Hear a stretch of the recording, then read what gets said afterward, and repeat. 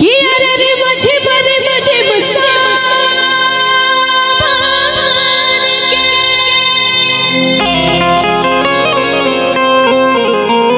कि बरसेला बदरिया रे। और सारे कांवड़िया भाई मिलके दरबार में जाके झूमते हैं और नाचते हैं। और नाचना है और गाना है कैसे? हाथों को उठा के उठाइए पूरे पूरे हाथ को और मेरे साथ गाना है और ताली बजा के कैसे कि नाचे कवरिया शिव के नगरिया बन के पुजरिया रे। नाचे कवरिया शिव के नगरिया बन के पुजरिया रे। रिम झिम सावन के रिम झिम सावन के और सलाम करिया रे। वाह। अच्छा एक बात बताइए, अभी नीरज भैया बोल रहे थे कि बहुत हम लोग थक जाते हैं, आराम करने के लिए आते हैं, लेकिन दरबार में जा करके जो झूम लेते हैं, नाच लेते हैं, गा लेते हैं, उनकी सारी तकलीफ ही गायब हो जाती है। इसलिए झूमना नाचना जरूरी है। चाहेंगे जितने भी बम एक बार खड़े हो जाए, सभी खड़े हो जाएंगे। कहते हैं कि जब तक रही दहिया में दम तो बोलो कमरिया, हाथों को उठा के और नाचना कैसे कि नाच कवरिया शिव के नगरिया बन के पुजरिया रे। नाच कवरिया शिव के नगरिया बन के पुजरिया रे। चला चला चला के धाम चला कन्ना से जलवा भरला कांधे पे कांवर ढाला।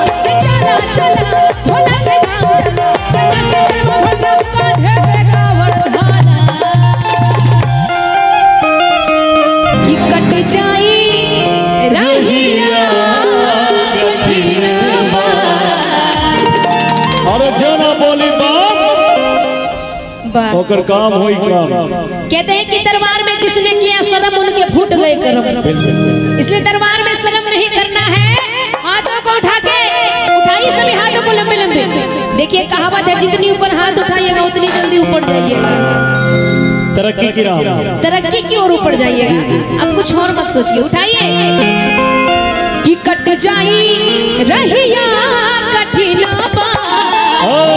कैसे? बोलो बढ़िया बोल। कट जाई रहिया कठिनवा, बढ़िया बोल। चल चल चल चलो कैसे जलवा भरना कांधे पे कांवर। चला चला भोला के धाम चलो कैसे जलवा भरना कांधे पे कांवर ढाला। ये कट जाई रहिया कठिनवा।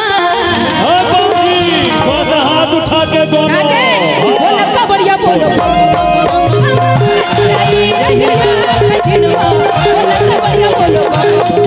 अरे नाच कवरिया शिव के नगरिया के पुजरिया रे। नाच कवरिया शिव के नगरिया के पुजरिया रे। ताली बजा के 1 2 3 4।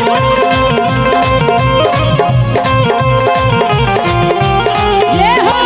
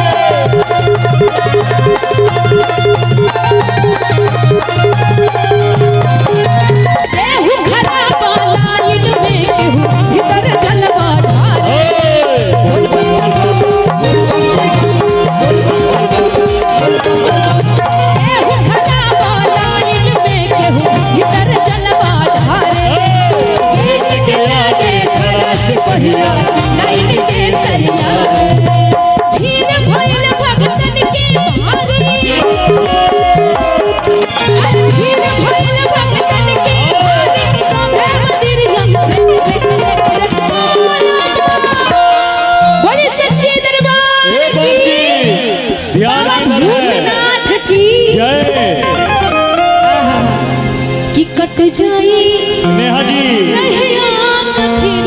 एकदम रहिया कठिनवा कट रहा है, इसीलिए तो आप बस 30 किलोमीटर बचा है। दोनों को उठा के दोनों हाथ बम के तरह, हाँ पटाखे के तरह नहीं, बम के तरह जो बिल्कुल बुलंद, दोनों उठा के। ऐसे नहीं, पूरे हाथ उठाइए, टेढ़ा मेरा नहीं होना चाहिए। और ताली बजा के कहना क्या कि आइल बानी दूर से रउआ के चढ़ावे दर्शन देती बाबा हम ओइने दर्शन आइल बानी दूर से रउआ के चढ़ावे दर्शन देती बाबा हम ओइने दर्शन दर्शन चीनी के अंदर तार ले तनी खोल दी के बरिया ए बाबा, ए बाबा हाथ उठा के पाओ तनी खोल दी के बढ़िया चल तनी खोल दी के बढ़िया चल बधार ले बेटी तनी खोल दी के बढ़िया चल बधार ले बेटी अरे रूसल भागल मोर बहु रहा भागल जाइल चढ़ के बसहवा रूसल भागल मोर बहु रहा भागल जाइल चढ़ के बसहवा कितना बनाई कितना तकाई काटे न होरियो हाली पकड़ा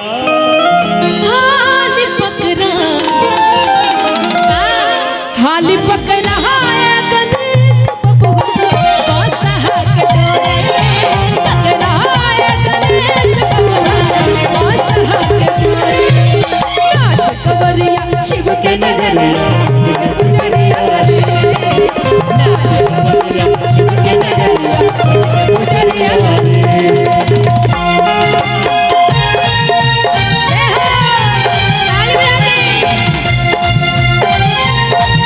झूम के मस्ती में बोल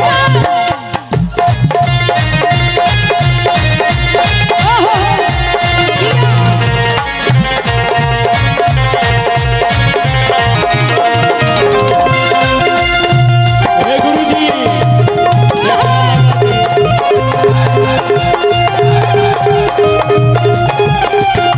बाबा के दरबार में चाहे वो बच्चे हो बूढ़े हो जवान हो सारे लोग आते हैं इसलिए नर नारी बच्चा और बूढ़ा सभी कोई हवाया बोल बम बोल बम बोल बम बोल बम बोल बम नर नारी बच्चा और बूढ़ा सभी कोई हवाया भोला के भक्ति से देवघर गली गली हर साए चारों ओरिया नाचे कवरिया अरे चारों ओरिया नाचे कवरिया सभे बोली शंकर भगवान की छोटका बम की वाह एक बार झूम के कि नाच कवरिया शिव के नगरिया पुजरिया रे नाच कवरिया शिव के नगरिया पुजरिया रे रिम झिम रिम झिम रिम झिम रिम झिम रिम झिम रिम झिम सावन के रिम झिम सावन के बरसे ना दरिया वन टू थ्री झूमे नाच कवरिया गुरुजी नाचे कवरिया शिव के नगरिया बन के पुजरिया रे 500 रुपया इन कलाकारों को नेहा सिंह जी को और हमारे साउंड इंजीनियर मनोज भाई को भी 500 रुपया। और एक विशेष सूचना है कि जो भी लोग